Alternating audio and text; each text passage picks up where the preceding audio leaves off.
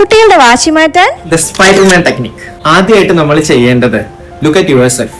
നമ്മുടെ state of mind ഏതാണെന്ന് നമ്മൾ ആദ്യം മനസ്സിലാക്കാം. അവർ ഓൾറെഡി ഇറിറ്റേറ്റഡ് ആണ്, പിന്നെ നമ്മൾ കൂടി ഇറിറ്റേറ്റഡ് ആയി കഴിഞ്ഞാൽ കാര്യം നടക്കില്ല. അതുകൊണ്ട് സ്റ്റേ കാം. Productive distraction. കുട്ടിയെ ആ വിഷയത്തിൽ നിന്ന് പരമാവധി ഡിസ്ട്രാക്ട് ചെയ്യാൻ നോക്കാം. എത്ര ക്രിയേറ്റീവായിട്ട് നമുക്ക് ഡിസ്ട്രാക്ട് ചെയ്യാൻ പറ്റുന്നോ അത്രയും റിസൾട്ട് കിട്ടും. ഇഗ്നോർ. കുട്ടി ഒരു ശ്രദ്ധ കിട്ടാൻ വേണ്ടി അറ്റൻഷൻ സീക്കിംഗ് ആയിട്ടാണ് അവരുടെ വാശി കാണിക്കുന്നതെന്ന് നമുക്ക് തോന്നിക്കഴിഞ്ഞാൽ അവര് സേഫ് ആയിട്ടുള്ള സിറ്റുവേഷനിലാണെന്ന് ഉറപ്പാക്കിയതിനു ശേഷം just ignore. Don't react, just respond. കുട്ടി വാശി പിടിച്ച് ബഹളം വെച്ചോണ്ടിരിക്കുമ്പോ നമുക്ക് ദേഷ്യം വരും അല്ലേ, നമ്മൾ മനുഷ്യന്മാരല്ലേ. പക്ഷെ നമ്മുടെ ഇമോഷൻസിനെ എക്സ്പ്രസ് ചെയ്യാനുള്ള സ്പേസ് അല്ല അത്. എന്ന് വെച്ച് നോ പറയേണ്ടടുത്ത് നോ പറയുക തന്നെ വേണം. പക്ഷെ ബഹളം വെച്ചോ പേടിപ്പിച്ചോ അല്ല അത് പറയേണ്ടത്.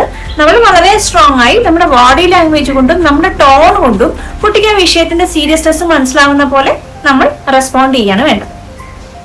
Embrace your no. നമ്മൾ കുട്ടികളോടൊരു നോ പറയുന്നതിന് മുമ്പ് നല്ലവണ്ണം ആലോചിച്ച് പറയാം. നമ്മൾ ഒരിക്കൽ നോ പറഞ്ഞു കഴിഞ്ഞാൽ പിന്നീട് അത് അവരുടെ ദേഷ്യത്തിന്റെയോ വാശിയുടെയോ ബഹളത്തിന്റെയോ അല്ലെങ്കിൽ സാഹചര്യത്തിന്റെയോ ഒക്കെ മുകളിൽ നമ്മൾ ആ നോ ഒരിക്കലും മാറ്റാൻ പാടില്ല. അങ്ങനെ മാറ്റി കഴിഞ്ഞു കഴിഞ്ഞാൽ പിന്നീട് കുട്ടിക്ക് മനസ്സിലാവും, അവർ വാശി പിടിച്ചു കഴിഞ്ഞാൽ അച്ഛനോ അമ്മയോ നോ പറയുന്നത് മാറ്റാൻ പറ്റും എന്നവർക്ക് മനസ്സിലാവും. Reinforcement technique.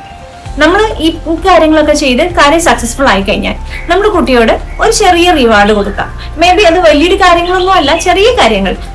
മോന്റെ വാശി കണ്ടോ, അമ്മ പറഞ്ഞപ്പോ മോൻ കേട്ടു എന്നൊക്കെ പറഞ്ഞ് ഒന്ന് ഹഗ് ചെയ്ത് ഒരു കിസ്സൊക്കെ ചെയ്ത് കഴിഞ്ഞാൽ അത് കുട്ടിക്ക് കുറച്ചുകൂടെ നന്നായിട്ട് കാര്യങ്ങൾ മനസ്സിലാക്കാൻ ഹെൽപ്പ് ചെയ്യും. The Dr. Parents.